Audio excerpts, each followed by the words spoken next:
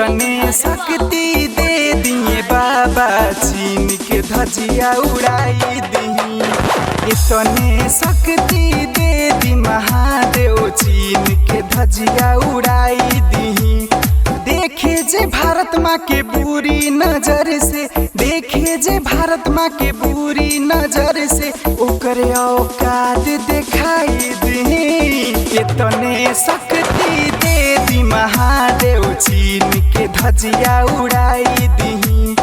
इतने शक्ति दे दिए बाबा, चीन के धजिया उड़ाई दी।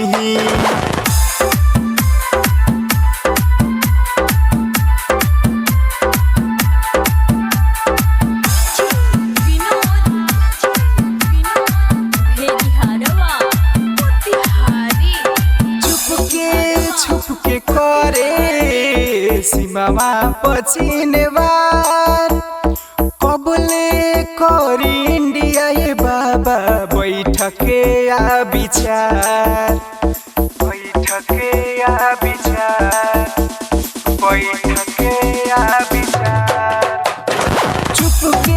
छुपके करे सीमावा पछिने वार, कबले करी इंडिया ये बाबा बैठके आ विचार, बैठके आ विचार, बैठके आ विचार।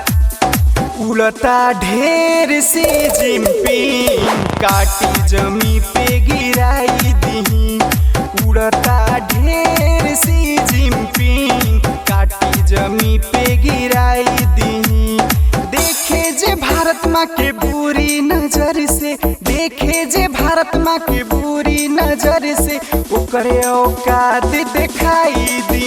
इतने शक्ति दे दिए बाबा, चीन के धजिया उड़ाई दी। इतने शक्ति दे दी महादेव, चीन के धजिया उड़ाई दी।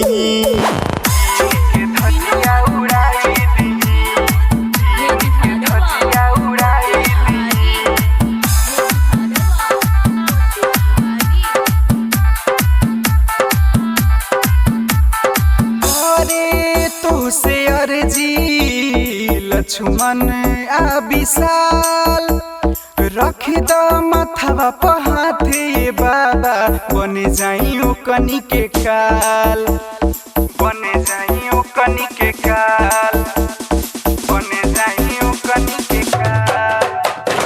करे तो से अर्जी लक्ष्मण आ विशाल, रख द मथवा पर हाथ ये बाबा, बन जाइयो कनी के काल, बन जाइयो कनी के काल, बन जाइयो कनी के काल।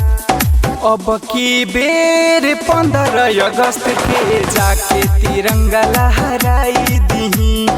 अब की बेर 15 अगस्त के जाके तिरंगा लहराई दी।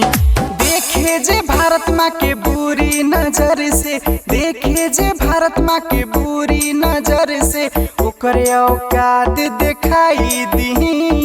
इतने शक्ति दे दिए बाबा, चीन के धजिया उड़ाई दी। इतने शक्ति दे दी महादेव, चीन के धजिया उड़ाई